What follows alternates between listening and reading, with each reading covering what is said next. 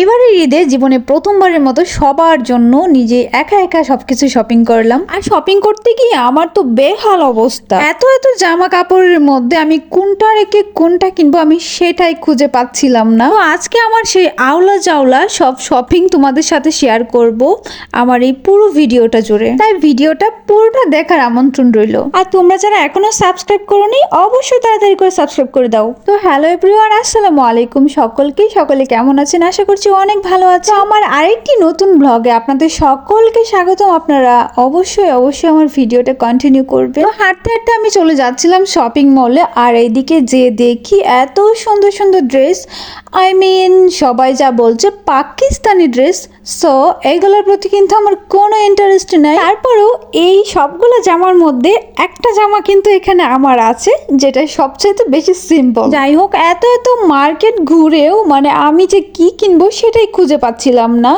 তো প্রথমে আমি চলে গেছিলাম একটা মার্কেটে, সেখানে আমার কোনো কিছুই পছন্দ হয় নাই। তো এদিকে আয়সা আমি আরেকটা ড্রেস দেখতে চাচ্ছিলাম। এটা আসলে টু পিস কালেকশনগুলো ভালোই ছিল, কিন্তু আমার জন্য কেমন জানি পারফেক্ট মনে হচ্ছিল না। কারণ আমি চাচ্ছিলাম হলো গিয়ে যে এটা ভুরকার মতো আমি পরতে পারবো আর জামারও কাজ হয়ে যাবে। তো এক ডিলে দুই পাকে শিকার করতে চাইছি। তো সারা মার্কেট ঘুরেও এখানে আমার একটা ড্রেসও পছন্দ হয়নি, যার জন্য আমি আরেকটা মার্কেট চলে গেছি এখন। আর এখানে গিয়ে আমি অনেকগুলো ওয়ান পিস দেখছি, কিন্তু আমার একটাও ভালো লাগেনি। আমি ভাবছিলাম যে এটা ভুরকার কাজ হয়ে যাবে, দেন জামার কাজও হয়ে যাবে। তো এখানেও আমি ফেল। কিন্তু মার্কেট থেকে বের হয়ে এত সুন্দর সুন্দর ফুলের টপগুলো দেখতে পাইছি, মানে এত সুন্দর, অসাধারণ, জাস্ট অসাধারণ।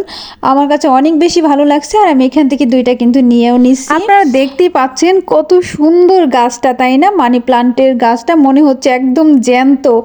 তো আমি এখান থেকে দুইটা নিছি।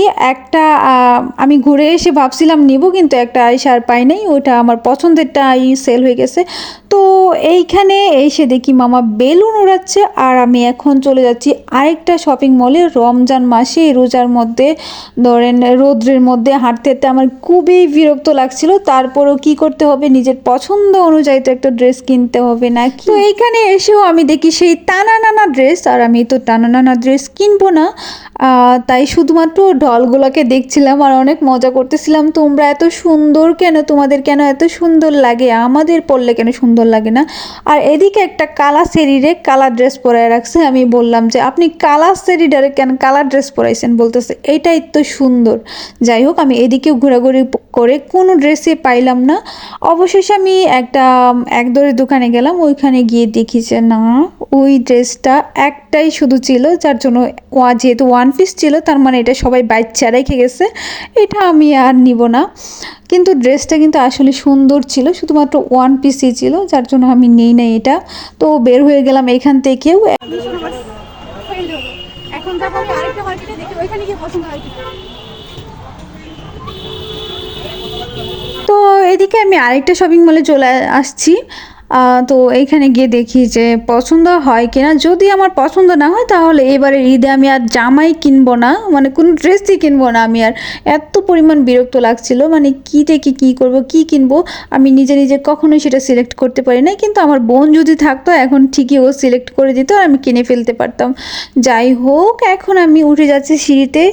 আর অনেক বেশি টায়ার্ড হয়ে গেছি, কষ্ট হয়ে গেছে অনেক, সারা দিন ধরে ঘুরতেছি, কিন্তু কোনো ড্রেসই আর পছন্দ হলো না। এত গরমের মধ্যে, রমজান মাসে, মানে বুঝতেই তো পারছেন অবস্থাটা। তো এইখানে এসে দেখি শুধু জেন্টসের কালেকশন, কোনো লেডিস ভালো কোনো কালেকশনই পাচ্ছিলাম না। তো এই হলো আমার শপিং করা। আমি একটা ড্রেস নিচ্ছি, কিন্তু ঈদের আগে সেটা তোমাদের দেখাবো না, তাহলে আমার ঈদ নষ্ট হয়ে যাবে, চলে যাবে। তো thanks for watching my video. Thank you so much. Tata and take care.